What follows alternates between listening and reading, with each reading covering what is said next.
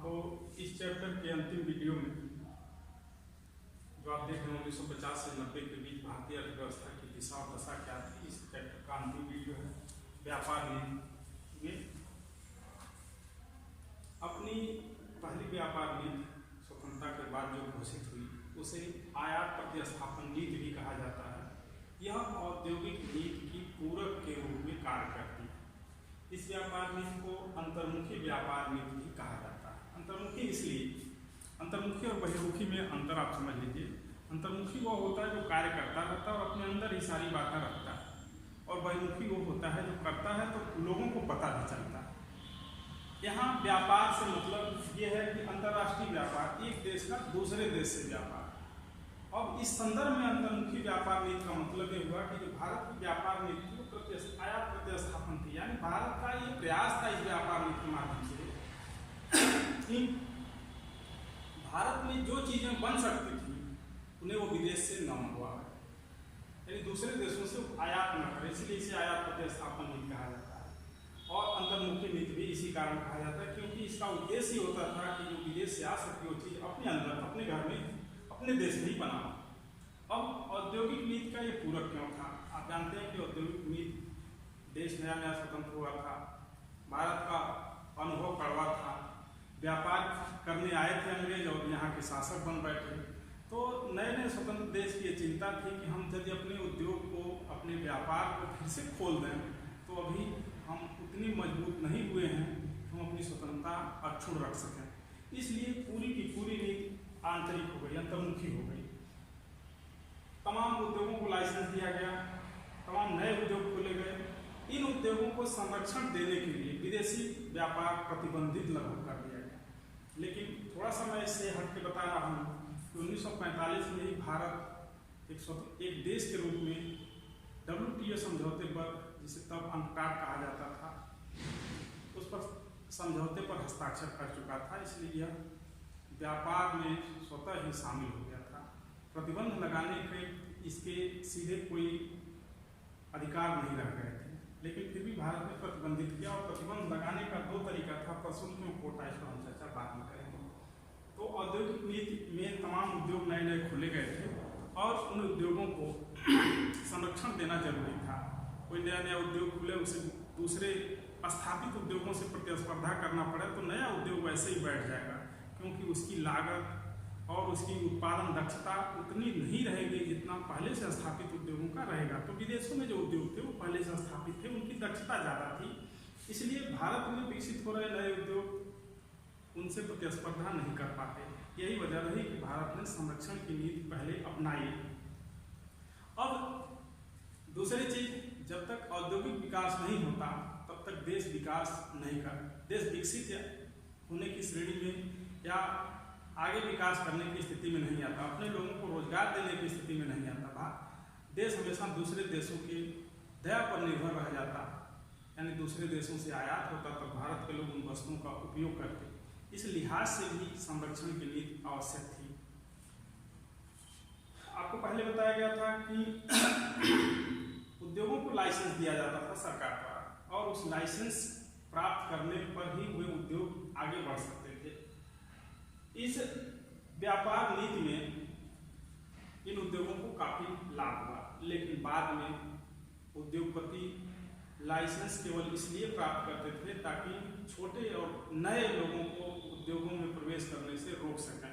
वे केवल लाइसेंस लेकर रख लेते थे, उस क्षेत्र में दूसरे को लाइसेंस दिया नहीं जा सकता था, और जो ले लेते थे वो उत्पादन करते नहीं थे। बस उनका उद्देश्य ये होता था कि अब इस उद्योग में दूसरे किसी प्रतिस्पर्धी को आने से रोका जाए। वो अंदर के ही अन्य उद्योगपति होते थे।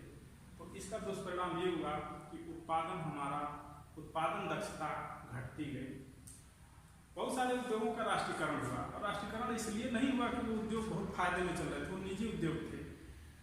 उनका राष्ट्रीयकरण इसलिए हुआ क्योंकि उसमें बड़ी मात्रा में लोग नौकरी पर लगे थे, और जब वो उद्योग बैठ जाते तो लोगों की नौकरियां चली जाती। इसलिए सरकारों ने, जो भी उस समय सरकारें थी, उनका राष्ट्रीयकरण कर दिया, यानी कि जो प्राइवेट उद्योग भी घाटे में चल रहे थे उनको खरीद लिया, वो सरकारी हो गए। तो इस तरह से उद्योगों का उस समय राष्ट्रीयकरण बढ़ता गया। बहुत सारे ऐसे व्यवसाय थे जो सरकार नहीं करती थी। अब अब नहीं करती है, लेकिन तब वो व्यवसाय सरकार करती थी। जैसे होटल उद्योग हो गया, और ये सारे उद्योग ऐसे थे जो सरकार उस समय चलाती थी। ये भी ऐसा नहीं था कि सरकार ने स्वयं स्थापित किया था, इसको प्राइवेट लोगों ने स्थापित किया था, लेकिन नौकरियों को बचाने के लिए सरकार ने इनका राष्ट्रीयकरण किया। जो 1991 के बाद नई औद्योगिक नीति, नई व्यापार नीति के तहत इनका निजीकरण किया गया। प्रशुल्क और कोटा के बारे में चर्चा छोड़ दिया था बीच में। प्रशुल्क एक शुल्कात्मक प्रतिरोध है और कोटा एक मात्रात्मक प्रतिरोध है। ये अंतर्राष्ट्रीय व्यापार पर लगता है। ये आयात और निर्यात दोनों के लिए तय कर दिया जाता है। जैसे मान लीजिए कोई चीज़ हम भेज रहे हैं तो उस पर एक टैक्स लगा दें, इसे प्रशुल्क कहा जाएगा, या उसको टैरिफ होता है। उसे टैक्स इसके लिए इस्तेमाल नहीं किया जाता, बल्कि टैरिफ इस्तेमाल किया जाता है अंग्रेजी में। इसे तटकर भी कर सकते हैं आप, यानी तट पर लगाया जाता है कि जब कोई चीज़ बाहर जाती है या बाहर से अंदर आती है तो उस पर एक टैक्स लगा दिया जाता है, इसे टैरिफ कहा जाता है, और इससे वो वस्तु महंगी हो जाती है। जैसे मान लीजिए कोई वस्तु बाहर से आ रही है, अपने यहाँ वो वस्तु थोड़ी महंगी बिक रही है, या अपने यहाँ के उद्योग को प्रोत्साहित करना है, तो ऐसी वस्तु जब बाहर से आएगी तो उस पर एक सरकार द्वारा टैरिफ लगा दिया जाएगा, प्रशुल्क लगा दिया जाएगा, जिससे वो चीज़ अर्थव्यवस्था में प्रवेश करते ही महंगी हो जाएगी। महंगा होने से वो अर्थव्यवस्था में बिकेगी नहीं, और अपने घर की चीज़ें जो उससे थोड़ी सस्ती हैं, बिक रही हैं, वो बिकेंगी, और इस तरह हमारे उद्योगों का विकास होगा। तो ये प्रशुल्क नीति है। कोटा में, कोटा मतलब मात्रा होता है। कोटा में यह तय कर दिया जाता है कि हम इस चीज़ का इतनी ही मात्रा भेजेंगे, यानी बाहर निर्यात करेंगे, और इतनी ही मात्रा मंगाएंगे, यानी बाहर से आयात करेंगे। वस्तुएं अलग अलग हो सकती हैं। तो इससे ये तय हो गया कि हम कोई प्रशुल्क इस पर नहीं लगाएंगे, लेकिन हम इतनी ही मात्रा देश के अंदर आने देंगे, इससे ज़्यादा नहीं आने देंगे। तो इस तरह प्रशुल्क और कोटा को एक हथियार के रूप में अपनाया गया, ताकि बाहर से चीज़ें प्रतिबंधित होकर आएं और हमारे उद्योगों को संरक्षण प्राप्त हो। इन सब नीतियों का देश में व्यापक असर हुआ। कुछ उद्योग घाटे में चले गए, क्योंकि लाइसेंस और परमिट राज वास्तव में एक तरह से अर्थव्यवस्था के परिचालन में अवरोधक की भूमिका निभा रहा था। लेकिन अनुभव सरकार का कड़वा था, इसलिए इसको 7 पंचवर्षीय योजनाओं तक देखा गया। इसके बाद जब अर्थशास्त्रियों ने सुझाव दिया कि नहीं, अब अर्थव्यवस्था में परिवर्तन होना चाहिए, आर्थिक नीतियों में, औद्योगिक नीतियों में परिवर्तन होना चाहिए, सरकार ने इसमें परिवर्तन किया, और वह 1991 की नई औद्योगिक नीति, नई व्यापार नीति में आपको पढ़ाया जाएगा अगले चैप्टर में। लेकिन ऐसा नहीं है कि हम 7 पंचवर्षीय योजनाओं में कुछ नहीं कर पाए। इन नीतियों का ही प्रभाव रहा कि जो औद्योगिक क्षेत्र का अर्थव्यवस्था के GDP में योगदान 11.8% था 1950-51 में, वह 1990-91 में बढ़कर 24.6% हो गया। औद्योगिक क्षेत्र की नीतियों में तमाम खामियों के बावजूद, जिसे हम कह सकते खामियां थी, उन तमाम खामियों के बावजूद औद्योगिक विकास दर प्रति वर्ष 6% रही। ये एक अच्छी उपलब्धि थी नई अर्थव्यवस्था के लिए, नए स्वतंत्र अर्थव्यवस्था के लिए। इस तरह तमाम उतार चढ़ावों के बावजूद हमारी अर्थव्यवस्था 1991 तक, 1990-91 तक अच्छा आधारभूत ढांचा तैयार कर चुकी थी, जो नई औद्योगिक नीति और नई व्यापार नीति के लिए आधारभूत का काम करती है, आधार का काम करती है।